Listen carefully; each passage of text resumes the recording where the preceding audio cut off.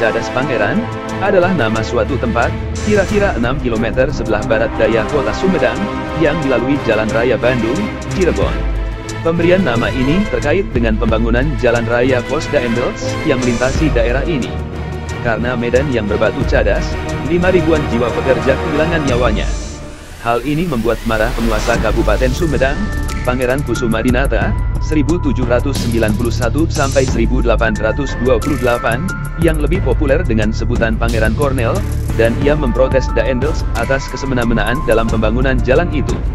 Adalah Gubernur Jenderal Hindia Belanda Herman Willem Daendels, yang memprakarsai pembangunan jalan maut tersebut pada tahun 1809. Dahsyatnya, proyek jalan itu hanya membutuhkan waktu sekitar 1 tahun. Jalur Anyer Panarukan itu dibangun mula-mula sebagai jalan raya pos yang menghubungkan Pulau Jawa pada tahun 1809.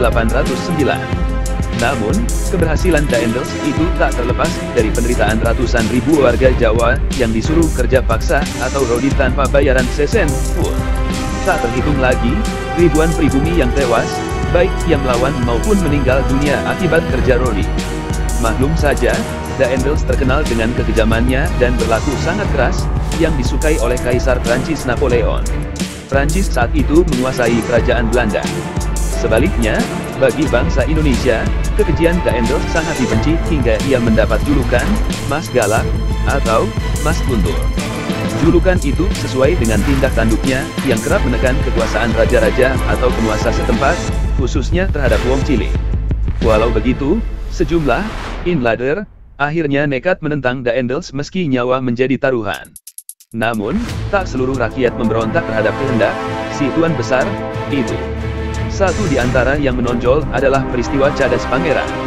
Betapa tidak, ribuan pekerja rodi yang meninggal paling banyak terjadi di kawasan antara Bandung Sumedang sepanjang kurang lebih 3 km. Di daerah tersebut memang memiliki medan yang berbukit cadas dan rawan longsor. Bila tak hati-hati, banyak pekerja yang mati ketimbun tanah longsor maupun tertimpa batu-batu besar.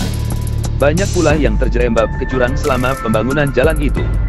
Belum lagi sejumlah binatang buas yang kerap memangsa beberapa buruh rodi yang keletihan di malam hari. Kabar mengenai ribuan penduduk Sumedang yang tewas akibat kerja rodi tentu membuat gusar penguasa setempat saat itu, yaitu Pangeran Kusumadinata atau lebih dikenal dengan sebutan Pangeran Cornel. Dia pun merasa terpanggil untuk membela rakyatnya dari tindasan Daendels. Pangeran Cornel segera mengutus beberapa orang kepercayaannya ke lokasi pembuatan jalan yang masih berupa hutan belantara, bercadas keras dengan berbagai binatang buas yang masih berkeliaran. Setelah meneliti keadaan di lapangan, orang-orang suruhan Pangeran Cornel mengungkapkan bahwa kondisi para pekerja paksa sangat memprihatinkan. Bahkan, mereka cuma mempergunakan peralatan atau perkakas yang tergolong sederhana untuk memapras tebing. Selain kurang peralatan, hambatan lain dalam pembuatan jalan itu adalah perbekalan makanan yang tak mencukupi. Tak heran, buruh rodi banyak yang terjangkit sejumlah penyakit, seperti malaria. Gangguan binatang buas dan hawa dingin yang menusuk di malam hari, turut menambah kesengsaraan para pekerja. Atas kenyataan itulah, Pangeran Cornel berencana secara terang-terangan melawan Daendels di hadapan para pekerja dan masyarakat Sumedang. Disusunlah rencana pemberontakan terhadap Mas Galak. Setelah rencana dianggap matang, Pangeran Cornel bersama sejumlah pengawalnya pergi ke lokasi kerja rodi tersebut. Dia pun sabar menanti kedatangan Daendels. Akhirnya, yang ditunggu-tunggu datang juga. Di kejauhan tampak Daendels menunggang kuda dengan didampingi segelintir pasukannya. Daendels memang secara rutin kerap mengawasi pembuatan jalan di daerah bercadas tersebut. Pangeran Cornel mencegat rombongan Gubernur Jenderal yang kejam itu, tepatnya di desa Ciherang. Tentu saja Daendels kegirangan melihat kedatangannya disambut sendiri oleh penguasa setempat. Tanpa rasa curiga, dia segera mengulurkan tangan kepada Pangeran Cornel. Bukan kepalang terkejutnya Daendels, saat Pangeran Cornel menyambut ulurannya dengan tangan kiri.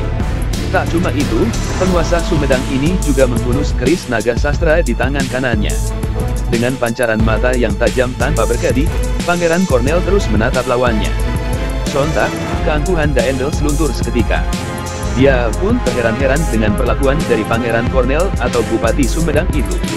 Setelah hilang rasa kagetnya, Daendels bertanya kepada Pangeran Cornel mengenai sikapnya itu. Tanpa perasaan takut, Pangeran Cornel menjawab bahwa pekerjaan yang dibebankan kepada rakyat Sumedang terlalu berat. Setelah mengucapkan alasannya, Pangeran Cornel menantang Daendels duel 1 lawan 1. Layaknya seorang ksatria, Pangeran Cornel berkata bahwa Regen, Bupati Sumedang yang bernama Pangeran Kusumahinata lebih baik berkorban sendiri ketimbang harus mengorbankan rakyat Sumedang yang tak berdosa. Mendengar alasan yang tegas dan jelas tersebut, serta sadar akan situasi yang tidak menguntungkan baginya, Daendels pun dulu keberaniannya. Kemudian Daendels berjanji akan mengambil alih pekerjaan pembuatan jalan oleh pasukan Zeni Belanda. Sedangkan rakyat Sumedang diperkenankan hanya membantu saja. Ternyata itu hanyalah akal-akalan Daendels. Buktinya, beberapa hari kemudian, dia membawa ribuan pasukan kompeni dan hendak menumpas perlawanan Pangeran Cornel. Pertempuran pun berkecamuk di sana.